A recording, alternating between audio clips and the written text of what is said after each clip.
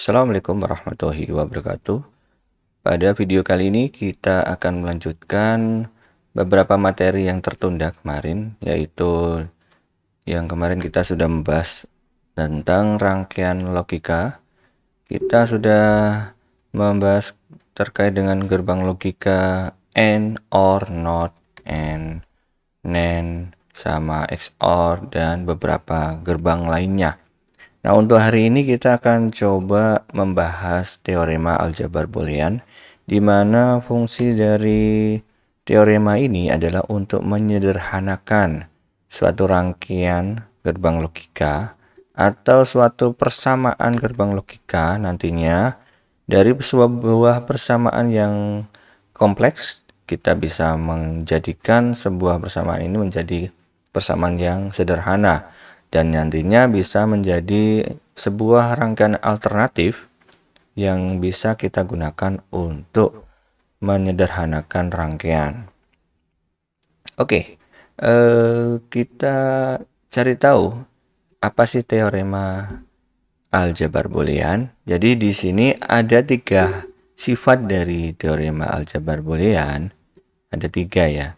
Kita akan tuliskan dulu, ada tiga sifat aljabar boolean ya. Oke. Nah, ini ada 3 sifat. Nah, sifat yang pertama itu adalah komutatif. Komutatif. Kemudian ada sifat yang kedua, asosiatif. Dan yang ketiga itu adalah untuk distributif. Saya tulis dulu, distributif ya. Oke, jadi ada 3 hal. Ada komutatif, kemudian ada juga untuk asosiatif, dan ada juga distributif.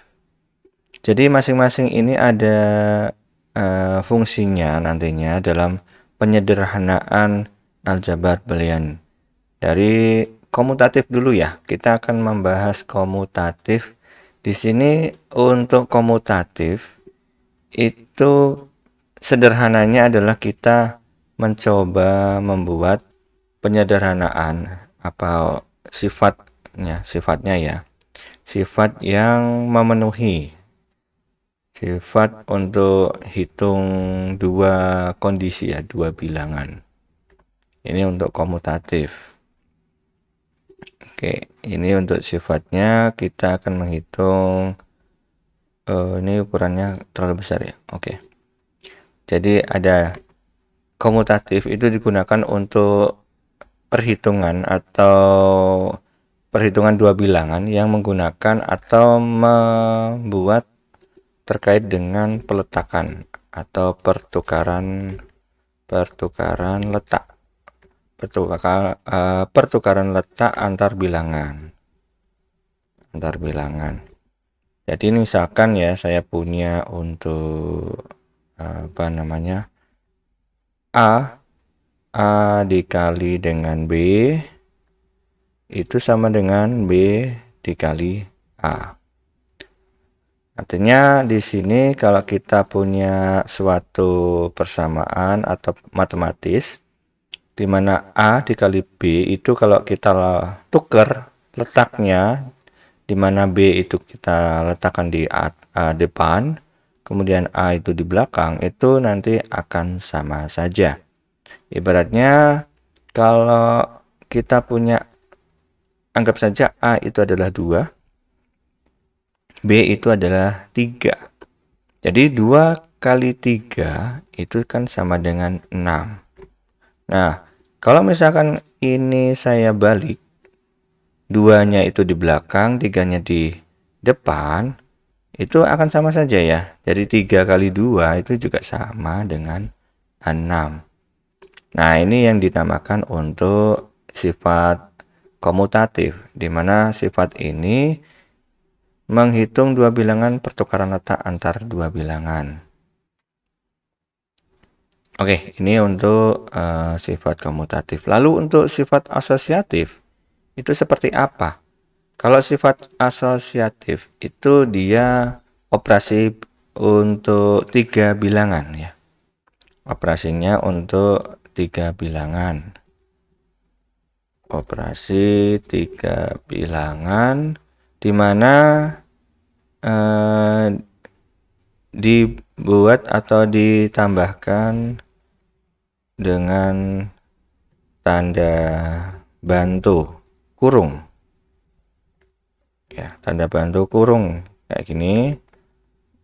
Jadi nanti ada tanda bantu kurung. Misalkan sebagai contoh untuk yang tanda kurung ini adalah A dikalikan dengan B kali C. Nah, ini sebagai contoh misalkan A kali B kali C. Ini di dalam tanda kurungnya itu ada 3. Ini ada 3 bilangan, di bilangan A, B, dan C. Dan masing-masing ini kita bisa membuat atau kita bisa menghitung dari A dikalikan B atau B dikalikan C, yang ini dalam tanda kurung, artinya kita kerjakan terlebih dahulu, baru nanti akan dikalikan dengan A.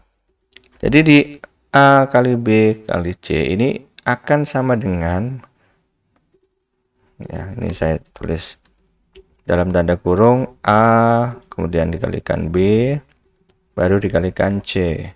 Jadi untuk persamaan ini itu sama ya, karena dia akan menambahkan atau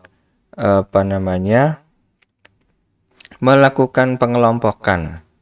Asosiatif itu dikelompokkan dalam 2 bilangan. Kalau misalkan bilangannya itu lebih dari 2, bisa 3, 4, dan seterusnya, maka untuk menyederhanakan kita bisa membuat sebuah tanda bantu kurung untuk penyederhanaannya.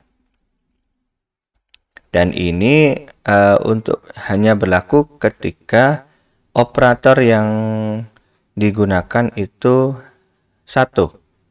Kalau lebih dari 1, misalkan ada kali kemudian ini tambah, itu nanti tidak bisa digunakan. Untuk bisa ada 2 operator, maka ada sifat yang ketiga. Sifat yang ketiga itu adalah sifat distributif, di mana di sini itu untuk operasi hitung 2 bilangan atau lebih, 2 atau lebih bilangan ya, dengan lebih dari 1 operator. Nah, jadi nanti dikelompokkan di dalam tanda kurung. Kemudian di sini itu bisa lebih dari 2 operator, yaitu ada kali, kemudian ada juga untuk tambah. Nah, kalau misalkan A kali B dalam tanda kurung ya, B plus C, itu tidak sama dengan A kali B kali C. Artinya kalau kita di dalam matematis itu A dikalikan B plus C, itu kita kalikan silang yang ada di dalam tanda kurung, yaitu jadinya A kali B ditambah dengan A kali C. Jadi sama seperti ini ya, hasilnya adalah A kali B plus C itu sama dengan A kali B plus A kali C. Ini untuk sifat distributif. Oke, di sini kita sudah mempelajari ada 3 sifat aljabar boolean. Dan ini nantinya akan digunakan dalam penyederhanaan aljabar boolean. Oke, lalu bagaimana caranya kita melakukan penyederhanaan menggunakan aljabar, ada ada 12 aturan dalam penyederhanaan aljabar boolean. Ini akan saya tunjukkan. Nah, ada 12 aturan yang harus kita penuhi ketika melakukan penyederhanaan suatu persamaan. Ini yang pertama adalah ketika kita menjumpai kondisi A ditambah 0, maka hasilnya adalah A. Lalu ketika kita menjumpai A ditambah 1, itu sama dengan 1. Atau yang ketiga, A dikalikan dengan 0, itu sama dengan 0. Yang keempat, A kalikan 1 sama dengan A. Kemudian 5A ditambah A itu sama dengan A. Kemudian A ditambah A komplement itu sama dengan 1.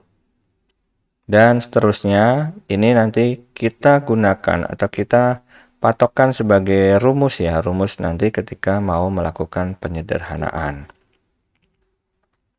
Oke, supaya lebih paham lagi, maka kita akan coba membuat contohnya ya. Kita akan berikan contoh dari penyederhanaan suatu aljabar boolean. Oke, saya akan berikan contoh di mana ada sebuah persamaan X sama dengan A komplement A B C ditambah A B C plus A B. Oke, karena di sini saya tidak bisa membuat komplement, saya buat secara manual dulu. Jadi di sini untuk komplemennya saya garis dulu. Kepanjangan. Kemudian ini A. Sudah. Kemudian di sini kita buat B.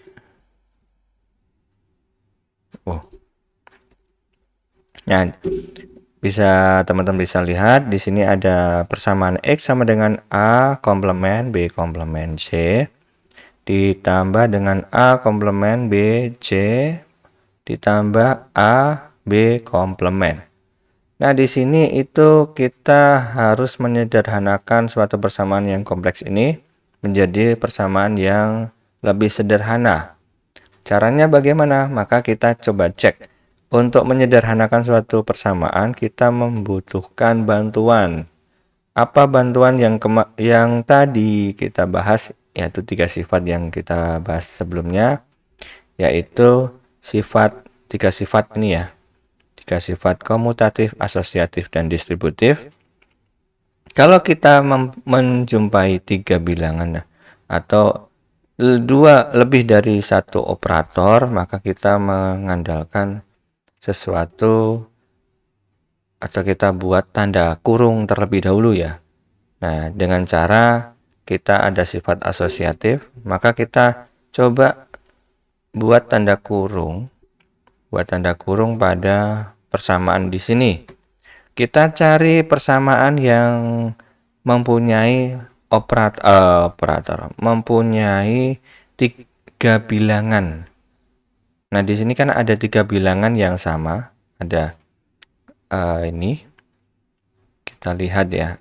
Di sini ada A, B, C. Dan juga ada yang di sini kelompok ini A, B, C juga. Kalau ini kan hanya A, B. Maka kita kelompokkan dulu yang ini persamaannya sama. Maka kita bisa membuat pengelompokan dari sini. Kita kelompokkan dulu dalam bentuk tanda kurung ya. Dalam tanda kurung kita kelompokkan. Ini kita sesuaikan aja dulu. Nah, kita kurung.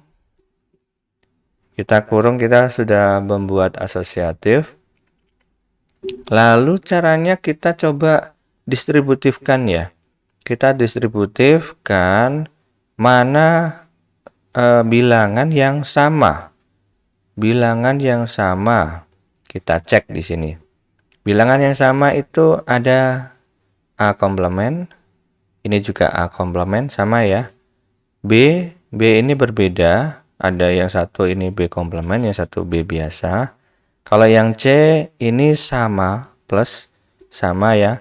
Berarti kita bisa melakukan distributif atau kita keluarkan ya. Kalau tadi kita di distributif ini kan dari A dalam kurung kita kalikan, kita gabungkan. Kalau ingin mengeluarkan ini, maka kita cari variabel atau bilangan yang sama untuk dikeluarkan.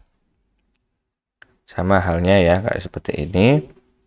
Maka kita bisa mengeluarkan untuk X sama dengan A komplement C,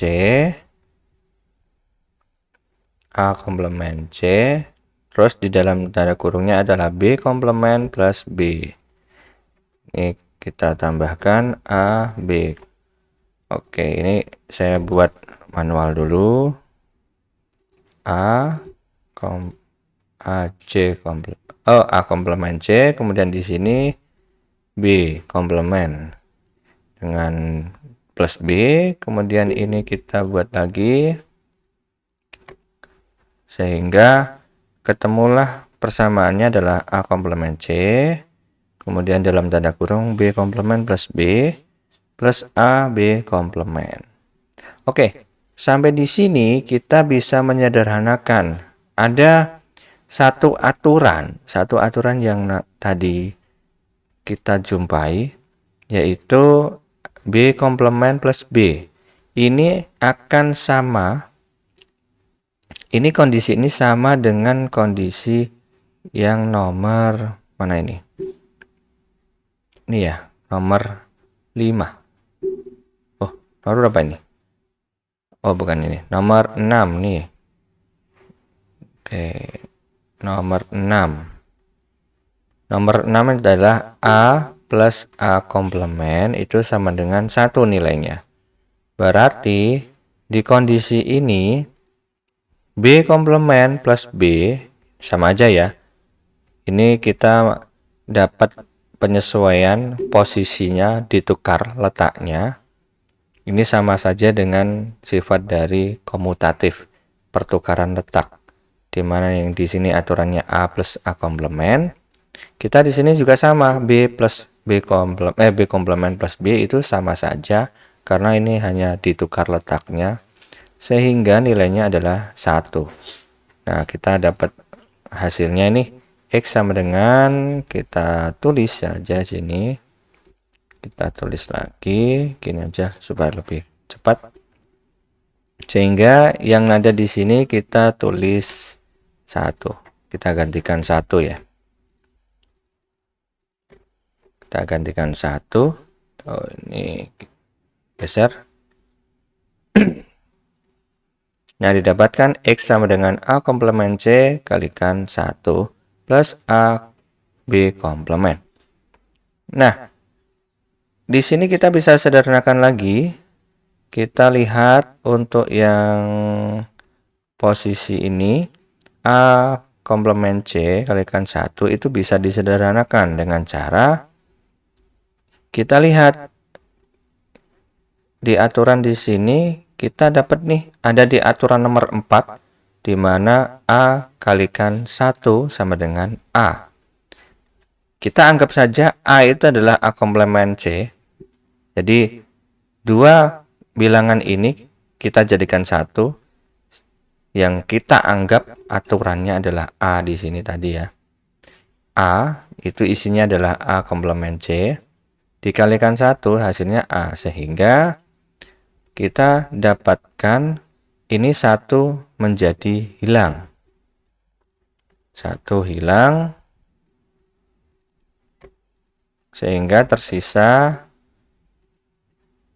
A komplement C plus A B komplement. Oke, kita lihat di sini apakah bisa disederhanakan kembali. Oh, kita masuk ke asosiatif, nggak bisa. Komutatif, nggak bisa. Kita masuk di aturan, nggak ada.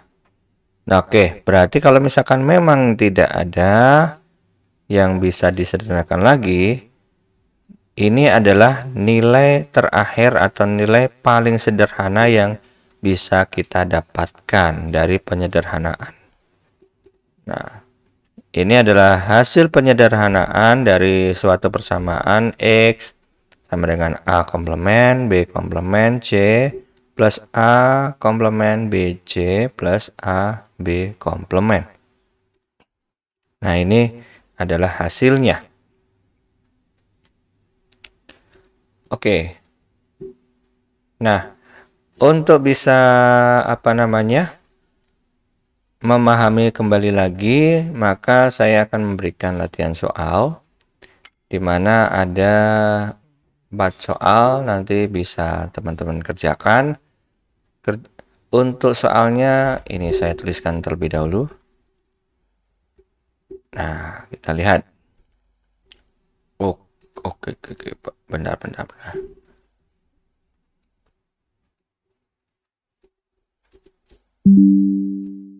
Oke, di sini ada latihan soal.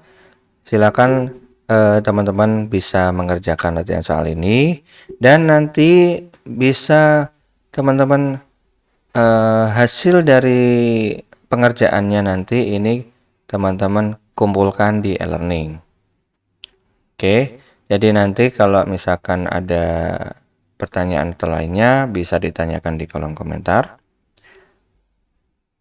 Kalau tidak ada, nanti kita akan lanjutkan beberapa materi lanjutannya setelah ini.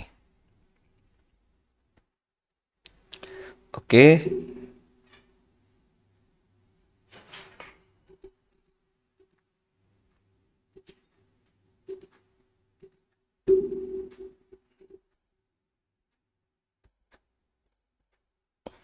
Baik, mungkin itu yang bisa saya sampaikan untuk materi kali ini. Silahkan dikerjakan latihan soal ini. Semoga untuk video ini bisa dipahami dan bermanfaat. Jika ada salah kata dari saya, mohon maaf. Terima kasih. Wassalamualaikum warahmatullahi wabarakatuh.